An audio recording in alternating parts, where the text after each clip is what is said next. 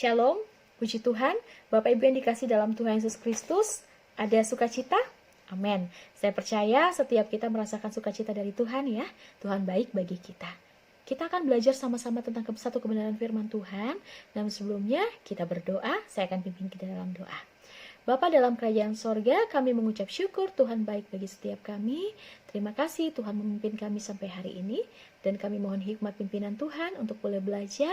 Kami bisa mengerti akan kebenaran firman Tuhan yang akan kami pelajari. Dan menjadi pelaku firman yang hidup dalam sepanjang kehidupan kami.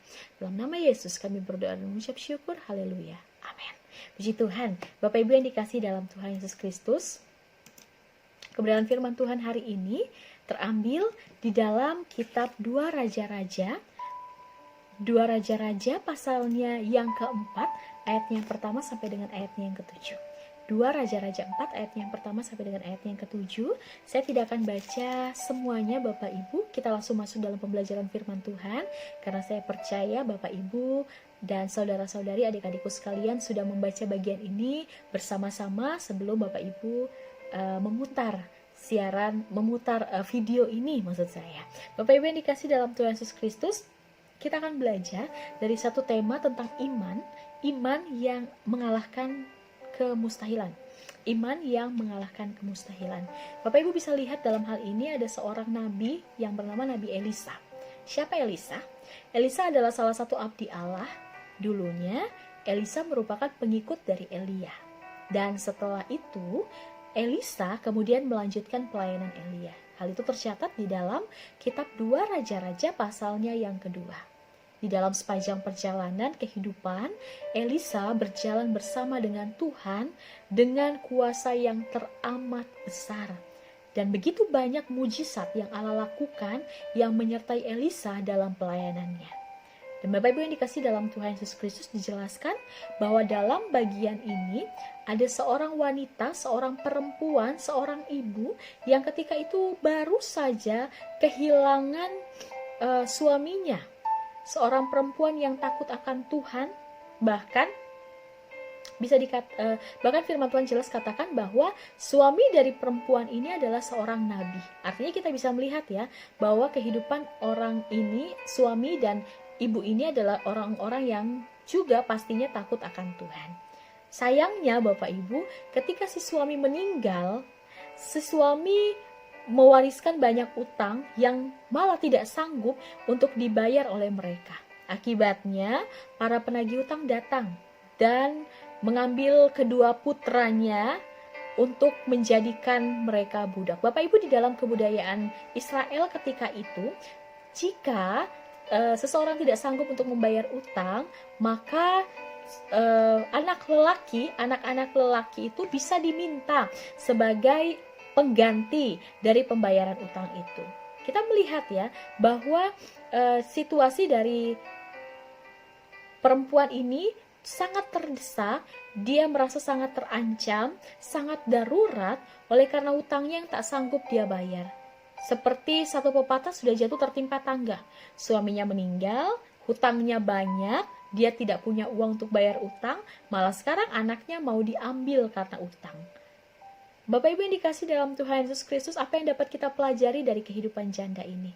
Ada hal yang luar biasa Bapak Ibu. Iman dari janda ini yang kemudian kita bisa ingat dan kita bisa jadikan satu pegangan patokan kehidupan kita yang sangat memberkati Bapak Ibu. Yang pertama yang dapat kita pelajari dalam hal ini, kisah tentang janda ini. Yang pertama Bapak Ibu yang dikasih dalam Tuhan Yesus Kristus, janda atau perempuan ini percaya sepenuhnya kepada Tuhan. Ketika ia mendatangi Elisa, abdi Allah, itu membuktikan bahwa ia mempercayai Allah yang disembah dan dilayani oleh Elisa dan almarhum suaminya. Suaminya meninggal tanpa mewariskan harta, namun sesuatu yang berharga yang diwariskan oleh suaminya ialah pengenalan yang benar tentang Allah dan iman di dalam Allah. Golongan nabi ini ternyata adalah sekelompok orang yang takut akan Tuhan dan tekun menyatakan firman. Namun, ini harus digarisbawahi Bapak Ibu, mereka sendiri bukan orang-orang yang mampu atau orang-orang yang memiliki, yang berada Mereka hidup dengan sangat kekurangan, dan Bapak Ibu, pengenalannya akan Allah, pengenalan perempuan ini akan Allah melalui suaminya, membuat si perempuan atau si janda ini tahu benar bahwa dalam keadaan seperti itu, keadaan yang sangat mendesak atau dalam segala keadaan yang sulit sekalipun, ia tahu kemana ia harus berlari, kemana ia harus pergi dan meminta pertolongan. Dan ia lari kepada abdi Allah, ia lari kepada Allah. Bapak Ibu saudara-saudari yang dikasih dalam Tuhan Yesus Kristus, kemana kita berlari saat badai kehidupan atau sesuatu yang sulit itu datang dan menghampiri kita? Apakah kita seperti perempuan itu yang berlari kepada Allah, ataukah kita mencari jalan keluar dan mengandalkan kekuatan kita sendiri? Poin pertama yang bisa kita pelajari tentang iman dari perempuan ini adalah si perempuan atau si janda ini percaya sepenuhnya kepada Allah. Ia tahu kemana ia harus berlari, ia tahu kemana ia harus berharap. Bapak Ibu yang dikasih dalam Tuhan Yesus Kristus, poin kedua, kita melihat iman dari janda atau perempuan ini. Iman perempuan ini disertai dengan ketaatan. Bapak Ibu yang dikasih dalam Tuhan Yesus Kristus, perempuan ini adalah seorang janda, dan hukum Musa mengharuskan memperhatikan seorang janda dan anak yatim. Perhatikan dalam hal ini tanggapan dari Elisa.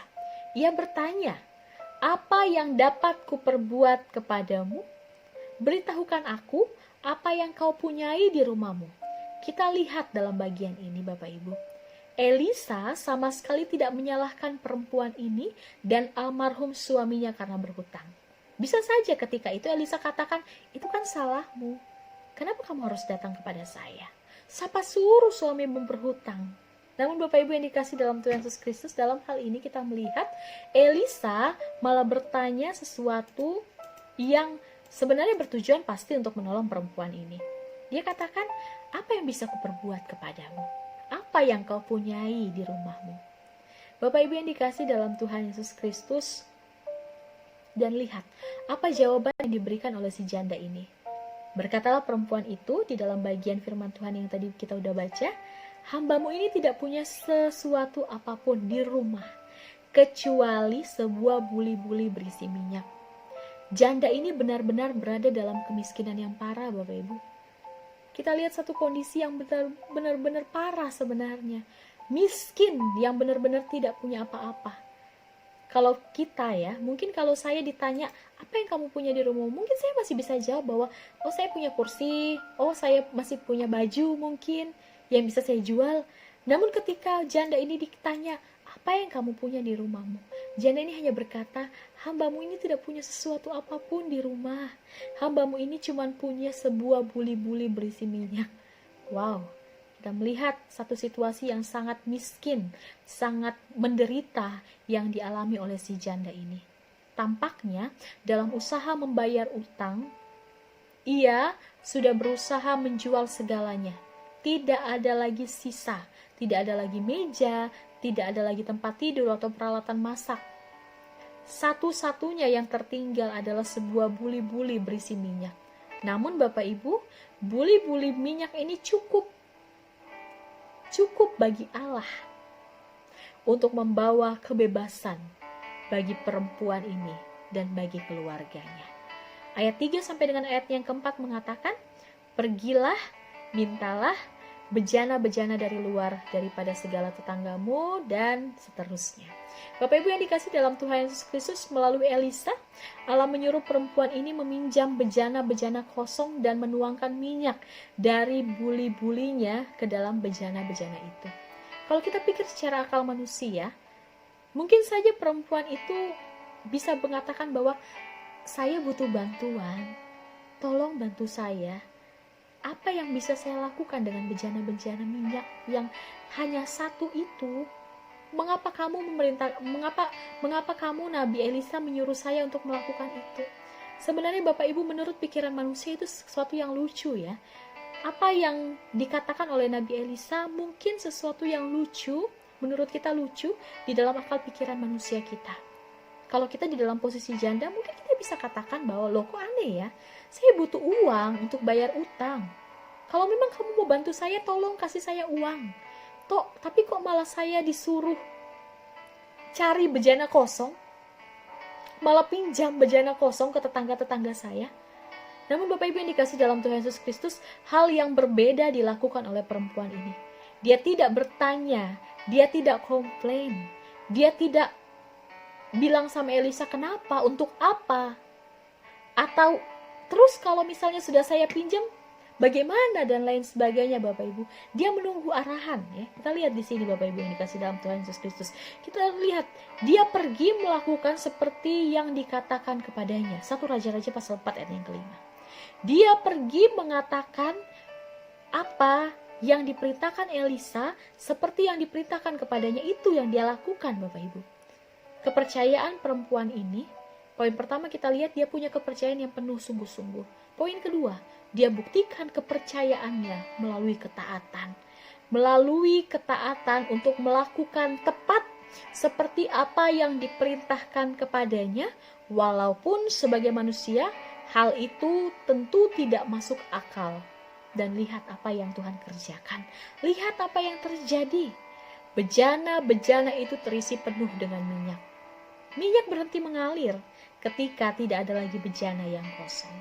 Bapak Ibu yang dikasih dalam Tuhan Yesus Kristus, namun ternyata bejana-bejana minyak itu cukup untuk membayar semua hutang-hutang dari si janda ini, melepaskan si janda ini dari utang-utangnya, dan anak-anaknya terlepas dari belenggu hutang, dan kemudian membawa mereka dalam satu kecukupan.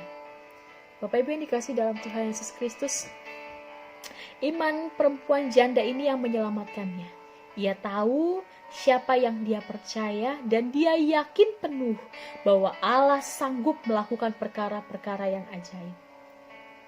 Baginya, Tuhan memelihara kehidupan ibu janda ini beserta anaknya. Dan hal ini menunjukkan tidak ada sesuatu yang terlalu sulit untuk dipenuhi oleh Allah. Bapak Ibu, saya ingin menceritakan satu kisah Bapak Ibu yang dikasih dalam Tuhan Yesus Kristus.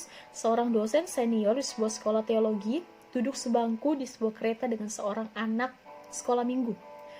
Dosen itu berkata, "Jika engkau bisa memberitahuku apa yang bisa Tuhan kerjakan, aku akan memberimu sebutir apel." Sebenarnya si dosen ini hanya ingin menguji si anak ini Bapak Ibu. Setelah berpikir sejenak, lalu kemudian anak ini menjawab, "Jika Bapak bisa memberitahuku apa yang tidak bisa Tuhan kerjakan, aku akan memberi Bapak sekeranjang apel sekarang juga." Bapak Ibu yang dikasih dalam Tuhan Yesus Kristus, sejujurnya kita tahu betul bahwa Tuhan yang kita sembah adalah Tuhan yang penuh kuasa dan bisa melakukan berbagai mujizat. Kita tahu benar tentang hal itu. Meski demikian, kita seringkali masih membatasi kuasa Tuhan dengan pikiran kita.